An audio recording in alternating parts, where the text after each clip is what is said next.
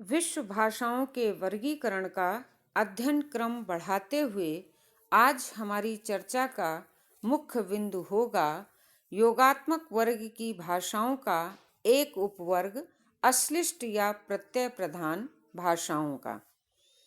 अश्लिष्ट या प्रत्यय प्रधान भाषाएं अयोगात्मक वर्ग की वह भाषाओं का वह उपवर्ग है जिसमें प्रत्यय की प्रधानता होती है।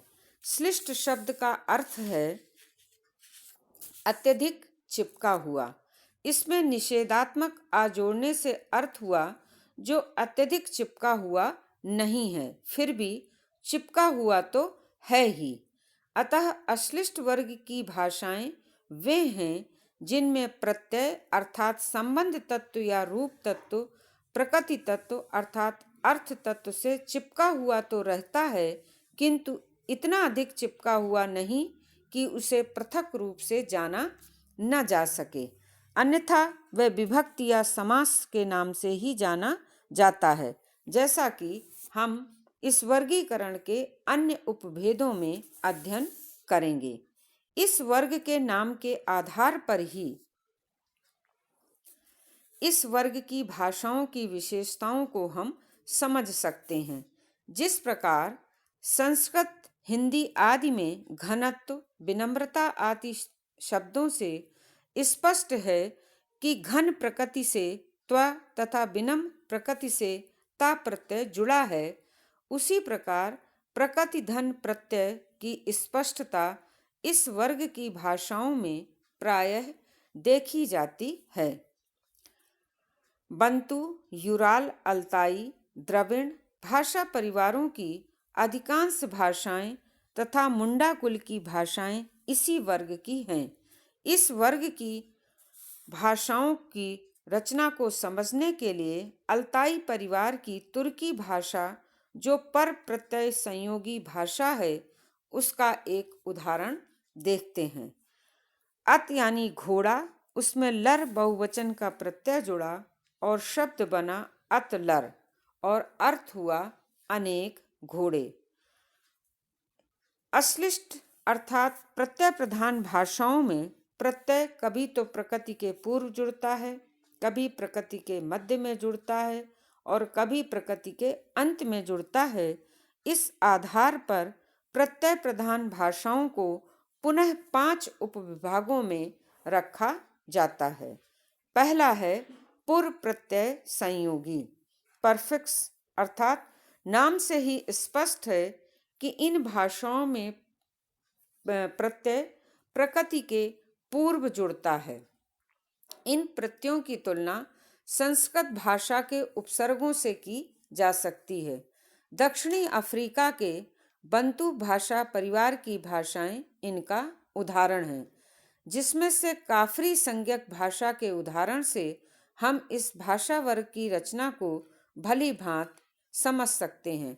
काफरी भाषा के कुछ उदाहरण इस प्रकार उदाहरण सर्वनाम रूप के इस प्रकार हैं। जे माने वह, नी माने वे, ती माने हम।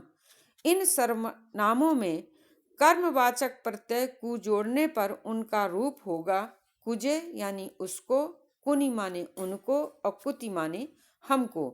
इसी प्रकार बंतु परिवार की एक अन्य भाषा जूलू से भी एक उदाहरण लेकर इस बात को हम स्पष्ट करते हैं। जूलू भाषा में नंतु शब्द का अर्थ है मनुष्य।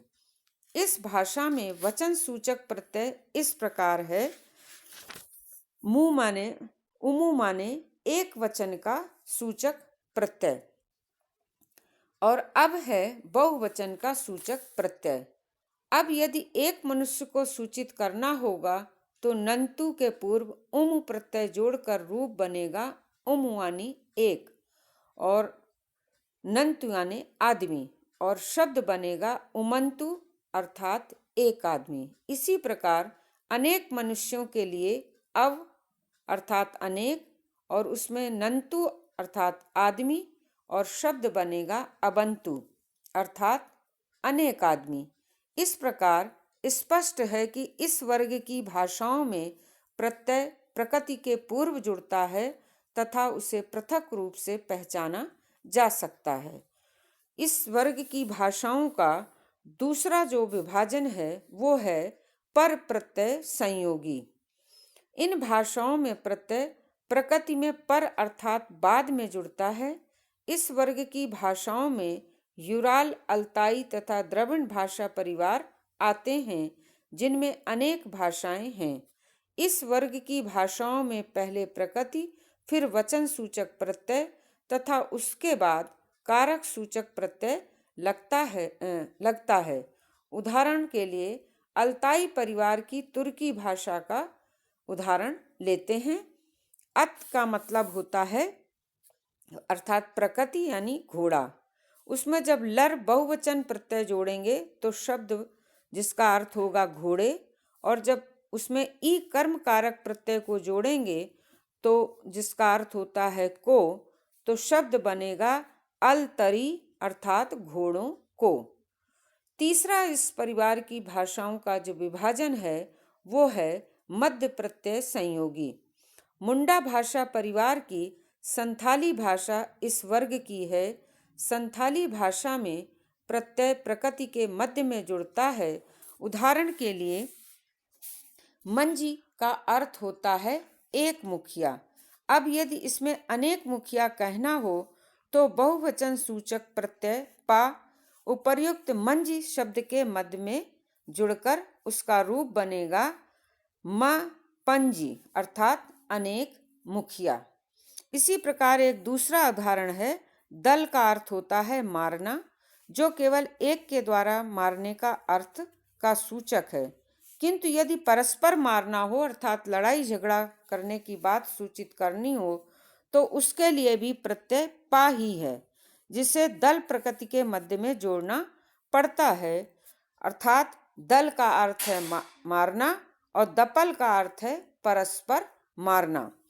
इसके अतिरिक्त मलय भाषा परिवार की टगलाग भाषा भी मध्य प्रत्यय संयोगी ही है।